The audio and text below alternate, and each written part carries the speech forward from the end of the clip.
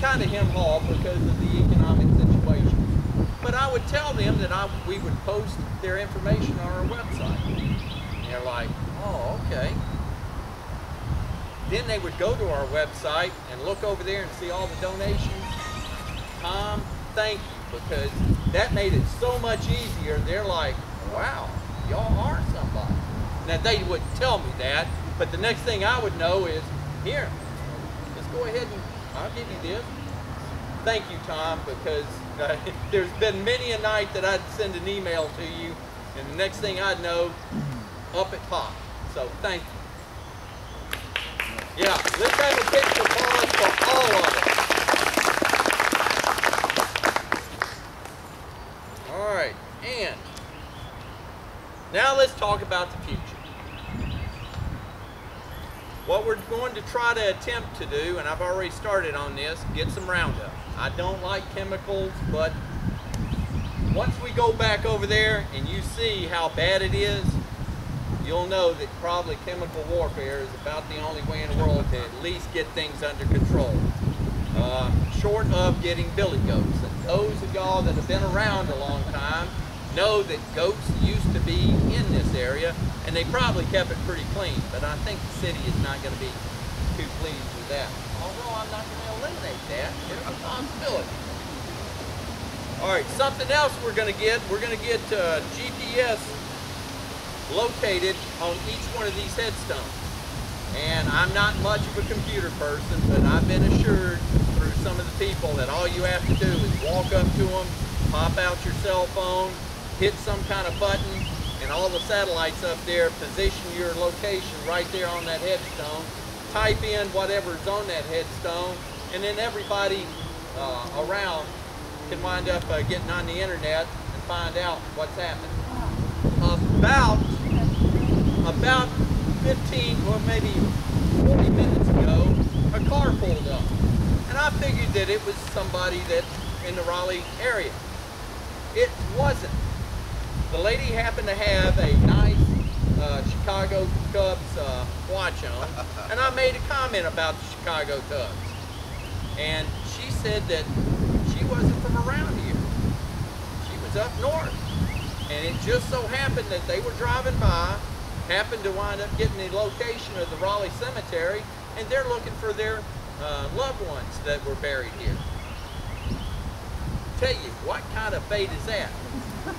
Back on March 27th, we also had a car from Texas pull up, and they were doing the same thing. They were looking for a relative that was buried here. So if we do this GPS setup, maybe we can get the word out and a whole lot more people will start visiting. And maybe we can get the word out and people in Raleigh will know that this place is here.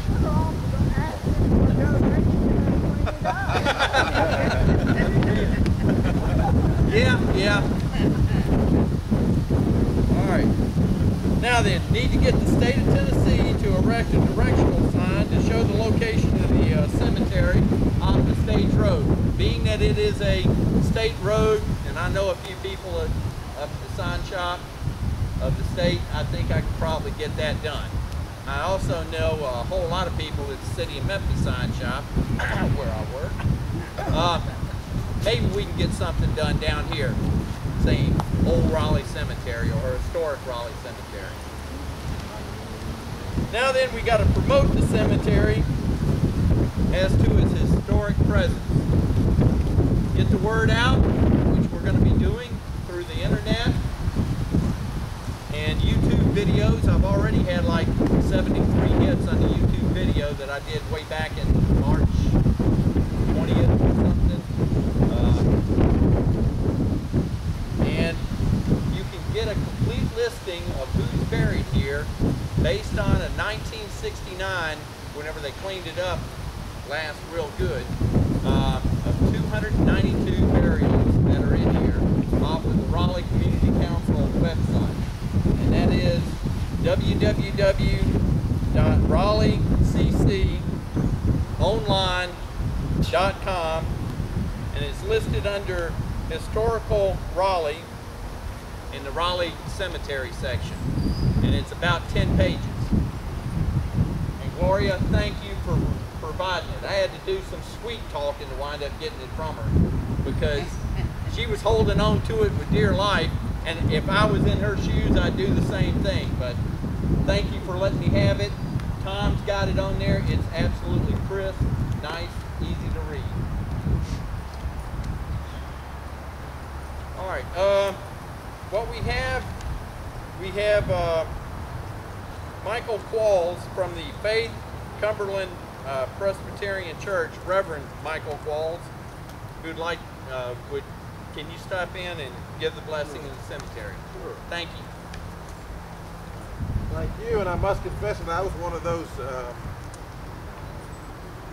many souls who didn't know this place existed until I got a phone call, and I don't know who the sweet lady is who called me, but thank you for inviting me to represent the faith community and the Cumberland Presbyterian Church. This cemetery was originally part of the old Cumberland Presbyterian Church, the first Cumberland Presbyterian Church in this area, and so we have an historic connection to this, and what a shame that we've lost it over the years.